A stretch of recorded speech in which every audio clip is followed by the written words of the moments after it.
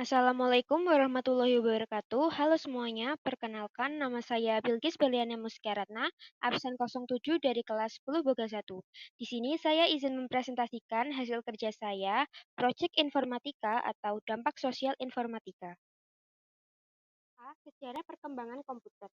Komputer saat ini telah menjadi bagian penting dalam kehidupan sehari-hari dan tersedia dalam berbagai bentuk, seperti laptop, ponsel pintar, dan perangkat lainnya.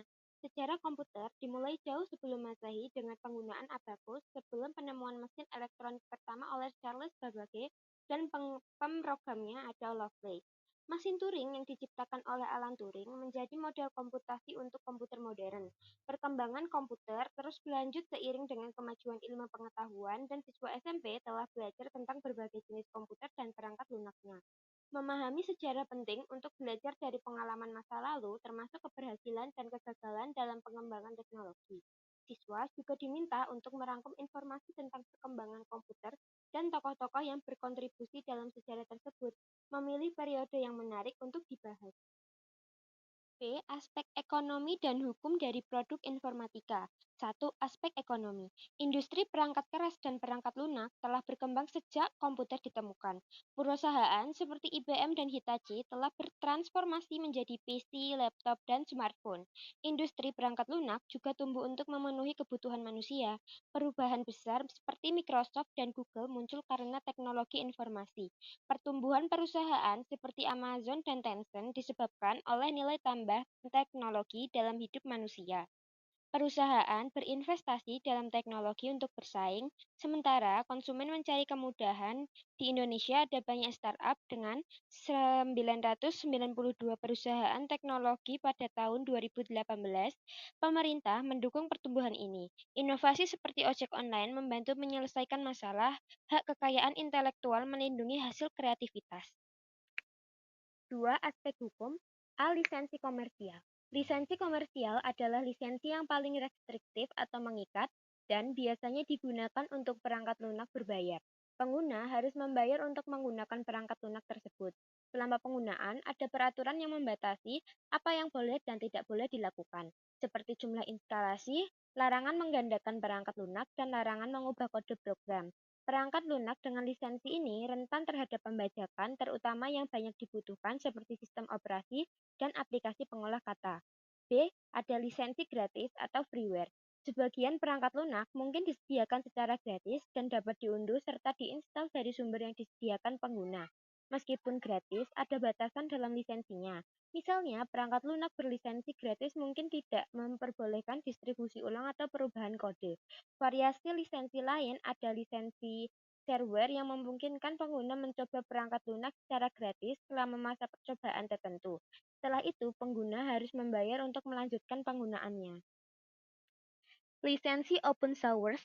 Sebagian perangkat lunak disediakan secara gratis untuk diunduh dan diinstal, tetapi memiliki batasan tertentu dalam lisensinya, seperti larangan distribusi ulang atau perubahan kode. Lisensi shareware memungkinkan pengguna mencoba perangkat lunak secara gratis untuk jangka waktu tertentu sebelum harus membayar. Gerakan open source mendukung kolaborasi untuk menciptakan perangkat lunak berkualitas yang dapat digunakan secara gratis oleh publik. Proyek GNU adalah pelopor dalam gerakan ini, mempopulerkan sistem operasi gratis dan mengeluarkan berbagai lisensi termasuk lisensi publik umum GNU atau GPL yang dirilis dalam beberapa versi antara 1989 dan 2007. D. Lisensi domain publik. Lisensi adalah bentuk lisensi di mana semua hak cipta perangkat lunak diserahkan kepada masyarakat umum. Siapapun dapat menggunakan, menggadangkan, mendistribusi ulang, atau mengubah kode program tanpa batasan. Lisensi perangkat lunak bebas memajukan pengembangan perangkat lunak dan perangkat keras melalui keterbukaan informasi. Yayasan Perangkat Lunak Bebas atau FTF merilis daftar lisensi perangkat lunak bebas dan mengatur lisensi yang dianggap tidak bebas. Di Indonesia, kesadaran akan lisensi perangkat lunak masih rendah. Sering terjadi pelanggaran seperti pembajakan. Penting untuk mematuhi aspek legal lisensi perangkat lunak serta meningkatkan pemahaman tentang alternatif perangkat lunak gratis. C. Informatika untuk masa depan. Kreativitas dan inovasi dimulai dari berpikir dan berimajinasi. Banyak penulis membayangkan dunia di masa depan, termasuk saat manusia dapat melintasi galaksi. Imajinasi bagi para inovator yang menciptakan teknologi baru. Sekarang saatnya untuk membayangkan masa depan Indonesia dengan tujuan untuk menjadi negara yang adil dan makmur. PBB telah menetapkan tujuan pembangunan berkelanjutan atau SDG yang harus dicapai pada tahun 2030.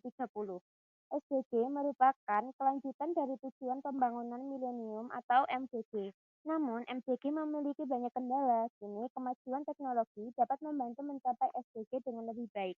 Selain itu, ada gagasan Society 5.0 yang berfokus pada keseimbangan antara kemajuan ekonomi dan penyelesaian masalah sosial, mengintegrasikan ruang siber dan ruang fisik. C. Karir dan studi lanjut di bidang informatika. 1. Karir di bidang informatika. Lulusan jurusan informatika memiliki banyak pilihan karir, di antaranya cybersecurity specialist bertanggung jawab untuk memastikan data dan sistem informasi perusahaan terlindungi dari ancaman keamanan seperti virus, malware, atau serangan hacker. 2. Studi lanjut di bidang informatika. Studi lanjut di bidang informatika membahas 5 disiplin ilmu komputasi, yaitu teknik komputer, ilmu komputer, sistem informasi, teknologi informasi, dan rekayasa perangkat lunak. 3.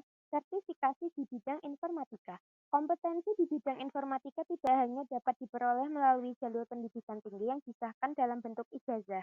Ada banyak contoh sertifikasi di bidang informatika, diantaranya CompTIA, Security Plus sertifikasi untuk memvalidasi pengetahuan dasar tentang keamanan.